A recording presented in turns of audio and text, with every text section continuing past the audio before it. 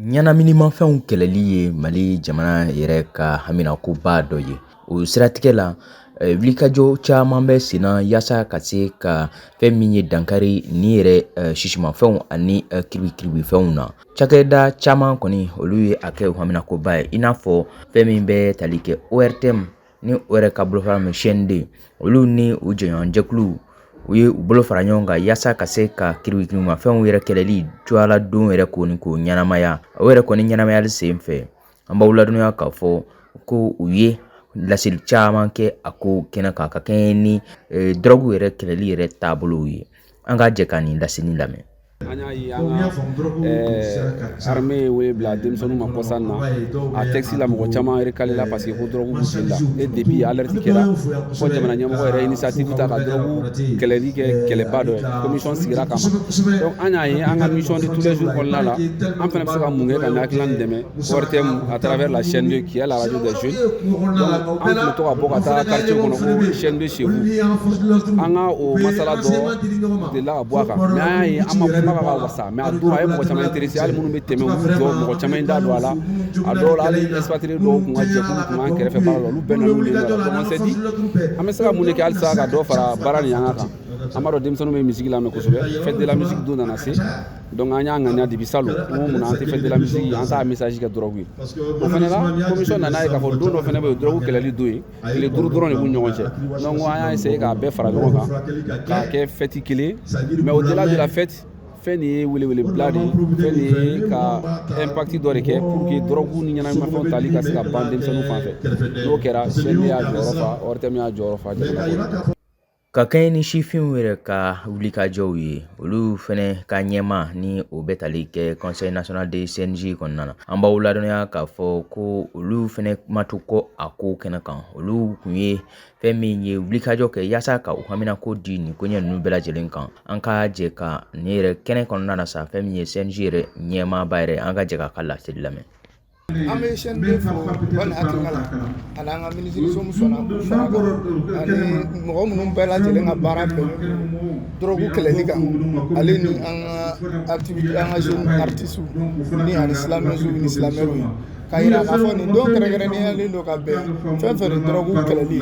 et puis chaîne 2 y'a kɛ ka bɛɛ lajɛlen wele acteur bɛɛ wele walasa an kana kuma an ka hakilinaw di ka ɲɔgɔn sensibiliser fɛn mun de ye drogue ta ye fɛn mun ye drogue min ye an ka se ka bɔ ka d'a kan an ka jamana ɲɛmɔgɔ wagati dɔ kɛra u y'a jateminɛ k'a fɔ denmisɛnnin minnu hali an bɛ ka kɛlɛ kɛ walasa an ka jamana défend ka don tentigiya la a tera k'a ye a jama kilancɛ bɛɛ drogue b'a fari la o kɔnɔna la k'a fɔ bi Mali denmisɛnninw an kan ka hakili sɔrɔ hali bi k'a fɔ bi jamana siniɲɛsigi an ka duw jigi anw de an kana don drogue la wa minnu fana donna la ka weleweleda bila u ma k'a fɔ k'u ka hadamadenya ma ban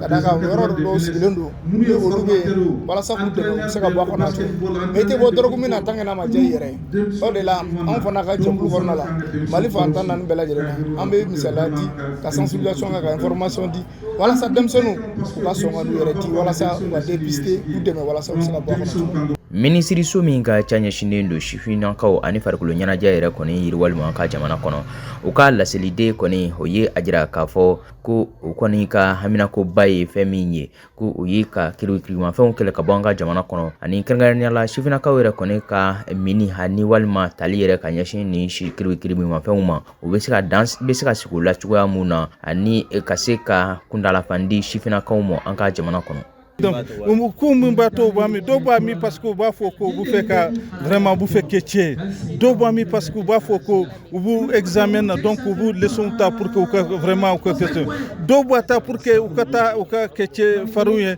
u bɛ se ka fɛ défiw on b'a fɔ minnu ye défiw relever u tɛ se ka n'u b'a fɔ n'u b'u hakili ma u tɛ se k'o kɛ donc n'u y'a ta n'u bɔr'u hakili ma u bɛ se ka fɛnw dɔw fɔ u bɛ se ka fɛnw dɔw kɛ donc o de kama u b'a ta dɔw b'a ta tout simplement parce que u b'a fɔ problème dɔ b'u kɔnɔ ou stress b'o la alors k'a tɛ foyi ɲɛ an ka ministre Ibrahim Fɔnba y'a fɔ cogo ko i ye drogue ta cogo o cogo problème kama ni drogue y'i bila i b'i ka problème sɔrɔ i ɲɛ donc a tɛ ban donc vraiment drogue tɛ foyi ɲɛ vraiment drogue bɛ tiɲɛni dɔrɔn de kɛ.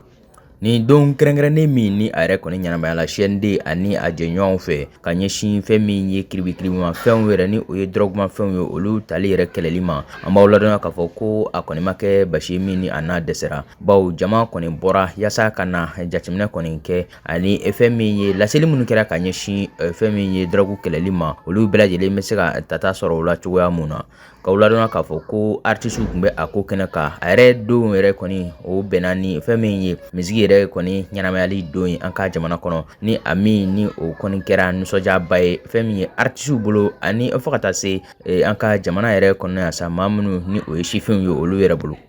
Drogu bila Sanaki bila,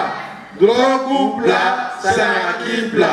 drogu bila Sanaki bila.